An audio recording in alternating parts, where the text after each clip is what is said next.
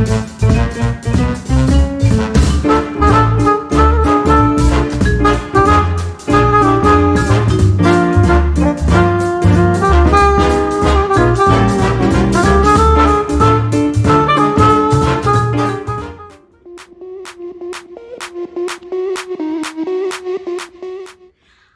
it's Gonzalez here, and if you're watching this video, it's probably because you have one of our seller experience boxes. Now, our seller experience, we don't just list homes, we sell homes. And beyond that, we want to make sure our sellers have a great time going through the entire process. Now, we know that there are three things that really sell a home. The first thing is location. And unless we're selling an RV, which we're not actually licensed to do, your home is on a permanently fixed foundation, so we can't change that. Your location is what it is. The second thing that sells a home is going to be condition. Now, what you can do for your condition is you can follow the instructions that are inside and make sure that we've got it staged well. So inside, you're going to find a flyer that's going to talk about staging your home, but that's not what we're actually talking about today. The third thing that sells a home is price. Price ultimately is what is going to sell a home. Because no matter what the location, what the condition, if we price it right, it will sell. Now, if you're backed up to railroad tracks that have 20 train lines going past every day, and your curtains are falling off of the walls, we may not be able to price it at the price that you want. However, if we price it correctly, somebody's going to buy the home. So this is what we know. Now, to do your pricing strategy, we use a 5-5-5 method. In your seller experience box, if we've met before, you're going to find 5 active listings, 5 pending listings, and 5 sold listings.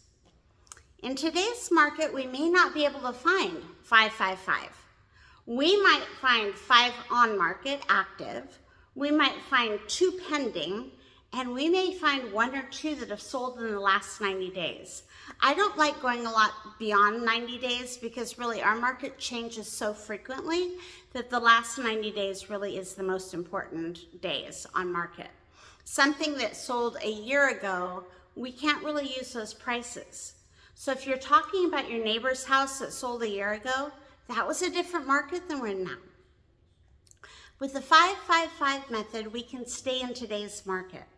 So let's talk about the difference between an active listing, a pending listing, and a sold listing.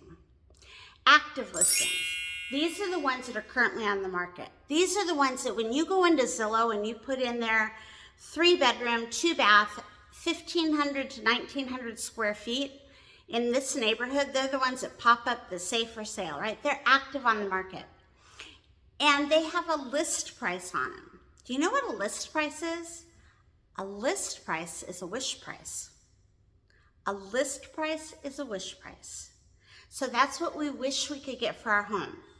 Now, some of the list prices are going to be based on market research and market analysis because the agent has done their due diligence and the seller has listened to what the facts say.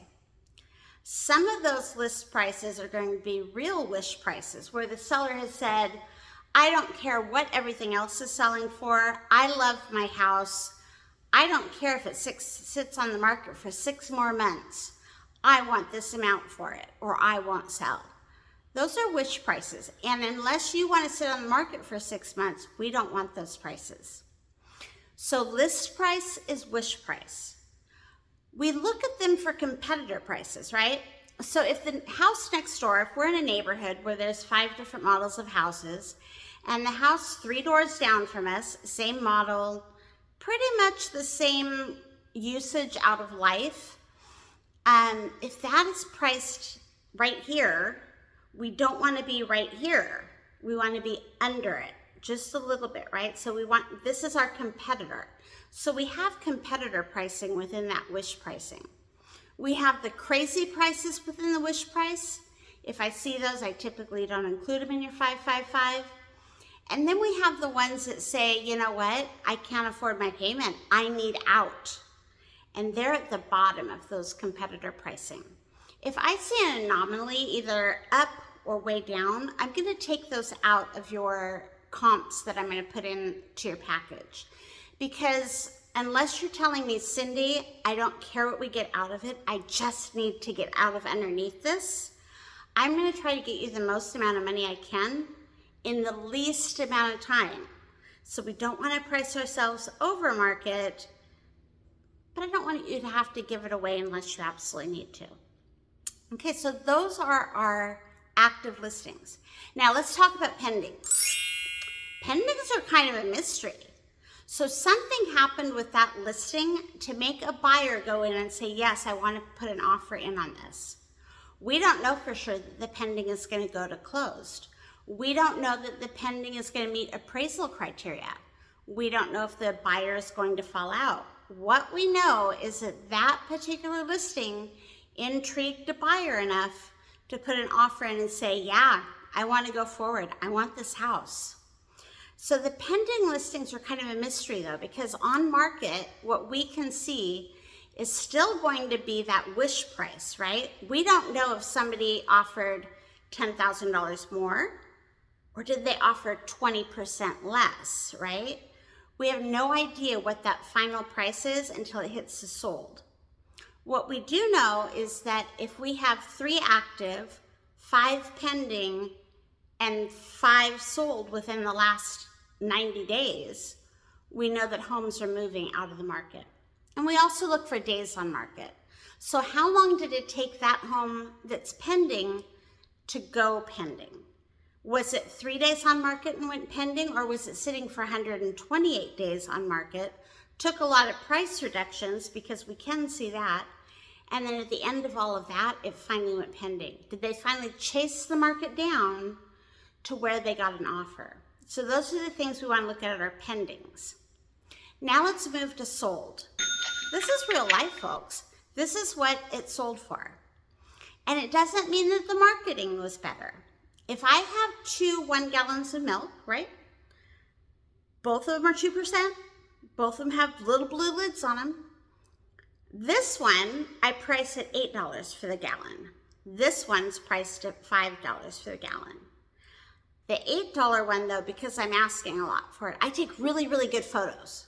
I mean, exceptional photos. Best photos you've ever seen for milk. You know what? You're still gonna buy the $5 gallon of milk, because it doesn't matter how good my photos are. You're gonna buy the exact same thing for less money. That's just how we are as consumers. And it's no different in the housing market. So when we look at solds, we wanna look at what did it list for versus what did it sell at. If we're seeing that all of the solds listed for this amount, but they were selling for 5% under, then that's what we can expect from ours.